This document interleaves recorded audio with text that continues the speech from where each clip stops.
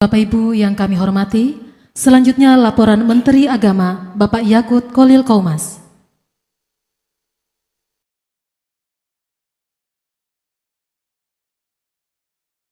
Assalamualaikum warahmatullahi wabarakatuh.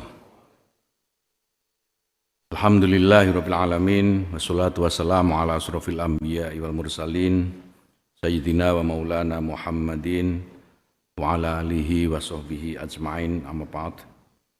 Yang terhormat Bapak Presiden Republik Indonesia, yang saya hormati Pak Menteri Sekretaris Kabinet Pak Profesor Dr.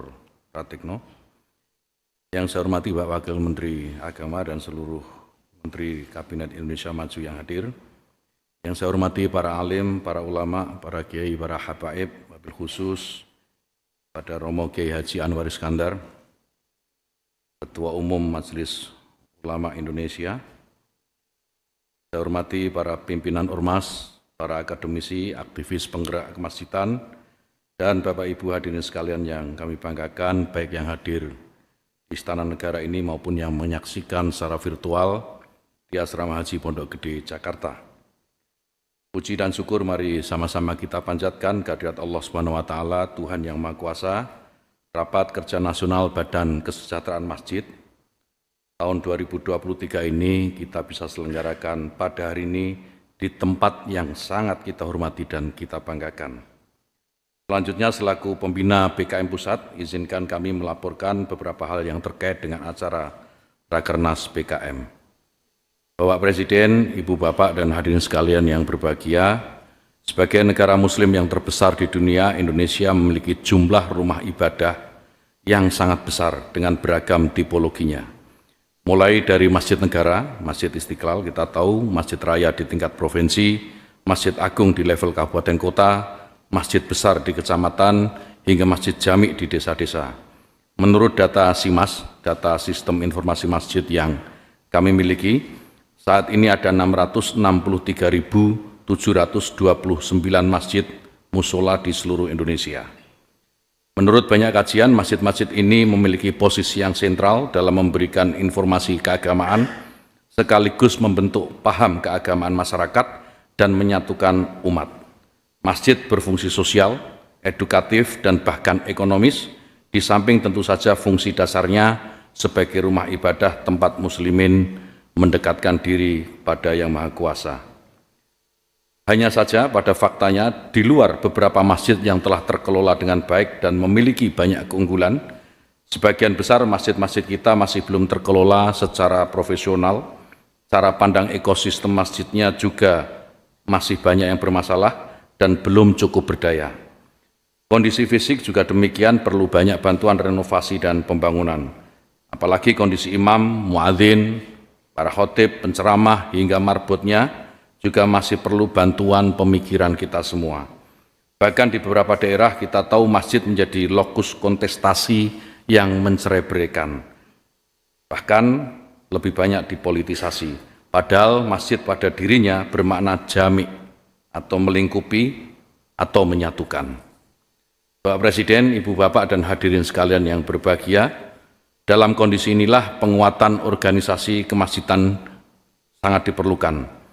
Revitalisasi organisasi Badan Kesejahteraan Masjid menjadi pilihan kebijakan pemerintah melalui Kementerian Agama saat ini. Pada acara Sarasya Nasional Kemasjidan tanggal 16-18 Maret yang lalu, yang dihadiri oleh para tokoh penggerak kemasjidan di Indonesia, telah direkomendasikan salah satunya untuk menghidupkan kembali atau merevitalisasi BKM, yaitu dengan memperkuat kelembagaannya, menata regulasinya, hingga upaya-upaya pemberdayaan dan pensejahteraan masjid-masjid. Menindaklanjuti hal tersebut, kami telah melakukan sejumlah langkah. Yang pertama, mengkoordinasikan para Kakanwil, Kementerian Agama, untuk mulai menyusun dan membentuk BKM di tingkat provinsi hingga kelurahan. Alhamdulillah saat ini telah terbentuk 1 BKM di tingkat pusat, 34 BKM di tingkat provinsi, 421 BKM di tingkat kabupaten kota, 3.452 BKM kecamatan dan 17.629 BKM di kelurahan atau desa, sehingga total ada 21.537 kelembagaan BKM di Indonesia. Yang kedua, kami juga mulai menyiapkan sinergi program untuk program kerja dan pengembangan kemasjidan secara umum, baik kegiatan programatik maupun penataan ruh perjuangan organisasi.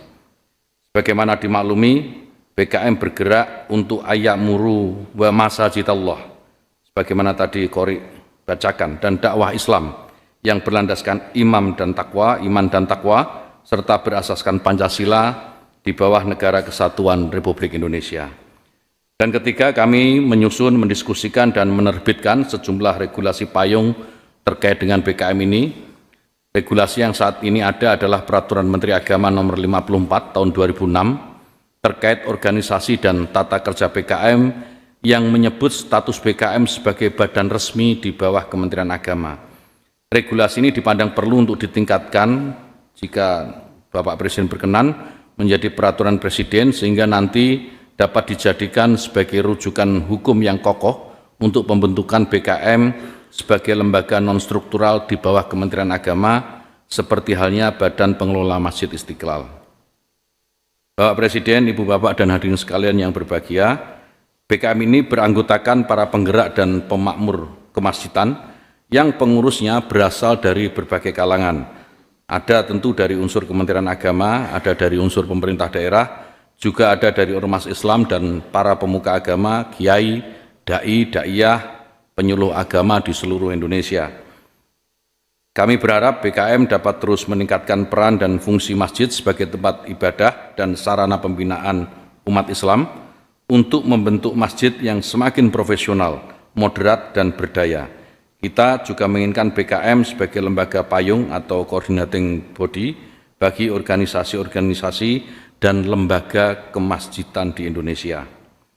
Bapak Presiden, Ibu Bapak, dan hadirin sekalian yang berbahagia, acara Rakernas BKM ini kami selenggarakan dengan menghadirkan 1.334 peserta yang terdiri dari pengurus BKM Pusat serta perwakilan BKM Provinsi dan Kabupaten Kota. Setelah pembukaan di Istana Negara ini, Rakernas BKM akan kami lanjutkan di Asrama Haji Pondok Gede hingga tanggal 10 November nanti. Bapak Presiden yang kami hormati, demikian laporan kami dan terima kasih atas segala perhatian dan kesediaan Bapak Presiden untuk memberikan arahan dan sekaligus membuka secara resmi Rakernas BKM tahun 2023 ini. Kami mengucapkan banyak terima kasih atas perkenannya di tengah kesibukan dalam beragam tugas-tugas negara.